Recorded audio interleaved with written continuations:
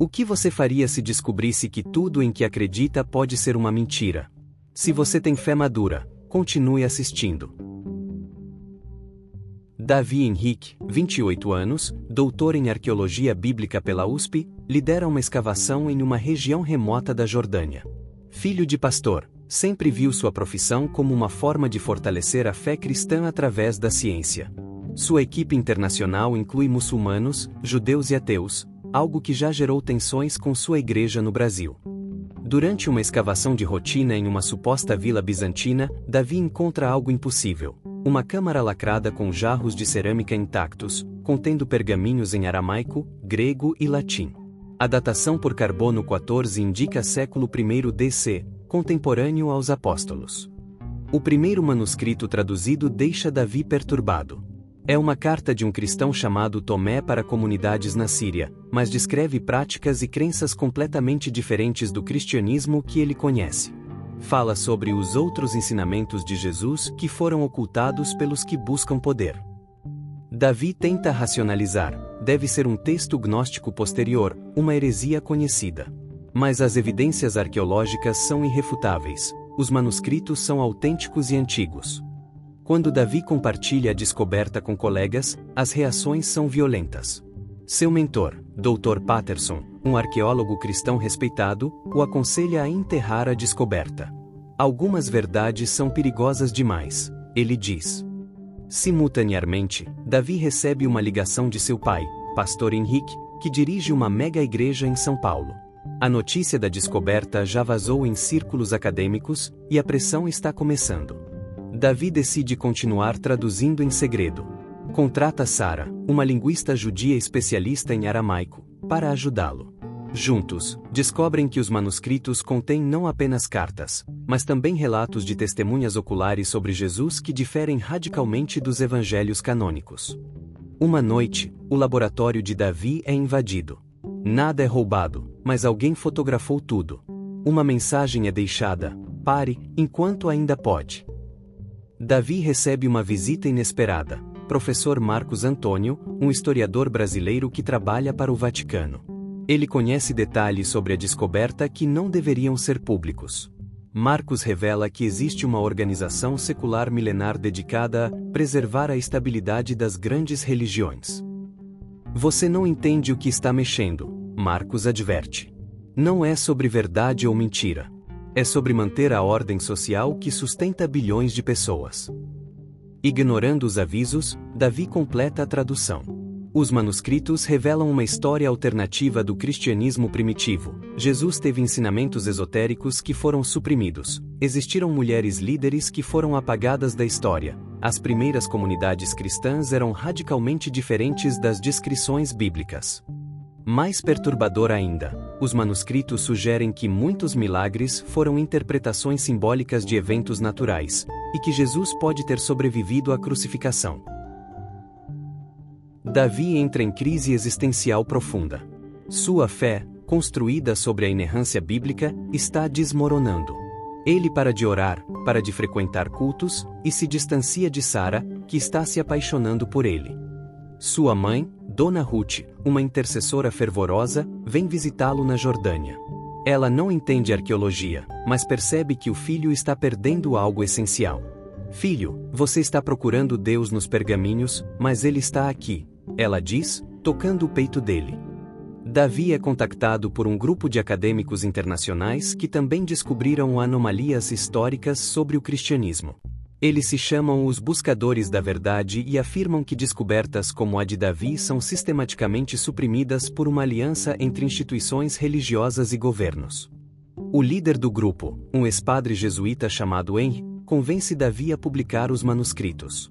A humanidade tem direito à verdade, ele argumenta. Davi decide publicar os manuscritos em uma revista científica internacional. A reação é imediata e devastadora. Ele é demitido da universidade, sua família recebe ameaças, e pastor Henrique é pressionado a se posicionar publicamente contra o próprio filho. A mídia cristã o trata como um traidor. A mídia secular o celebra como um herói da ciência. Davi se sente isolado dos dois lados.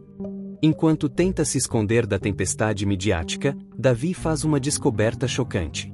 Investigando a procedência dos manuscritos, ele descobre que eles foram plantados no sítio arqueológico. A conspiração que ele pensava estar combatendo na verdade o estava manipulando.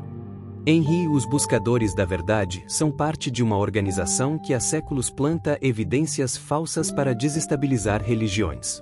Seu objetivo não é a verdade, mas o caos. Davi enfrenta um dilema terrível. Revelar que os manuscritos são falsos destruiria sua própria credibilidade, mas também restauraria a fé de milhões que foram abaladas por sua descoberta. Ele percebe que foi usado como uma arma contra a própria fé que sempre tentou defender. Sarah, que descobriu a verdade independentemente, o confronta: você tem que escolher entre seu orgulho e fazer o que é certo. Davi decide fazer uma confissão pública, admitindo que foi enganado.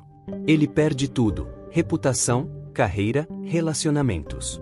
Mas algo inesperado acontece. Sua humildade e honestidade tocam as pessoas mais profundamente do que qualquer descoberta arqueológica. Pastor Henrique, que havia se afastado do filho, o procura.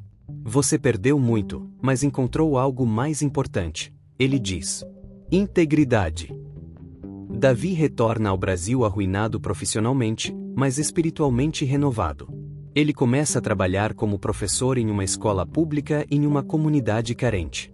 Sua experiência o fez entender que a fé não depende de provas arqueológicas, mas de transformação pessoal. Sarah o visita no Brasil. Ela converteu-se ao cristianismo, não por causa das evidências que descobriram, mas por causa da integridade que viu em Davi durante sua crise. Davi percebe que sua jornada não foi sobre arqueologia, mas sobre descobrir que a verdade mais importante não está enterrada no passado, mas se manifesta no presente através de atos de amor, justiça e sacrifício. Ele encontra paz ensinando crianças carentes, sabendo que está fazendo uma diferença real em suas vidas. Sua fé é agora mais madura, baseada não em certezas históricas, mas em experiência espiritual vivida. Anos depois, Davi escreve um livro sobre sua experiência, que se torna um best-seller entre cristãos e não cristãos. Ele não promove nem ataca a fé, mas explora questões profundas sobre verdade, manipulação e o significado da religião na era moderna. O livro inspira uma nova geração de cristãos a ter uma fé mais madura e questionadora, que não teme a investigação honesta.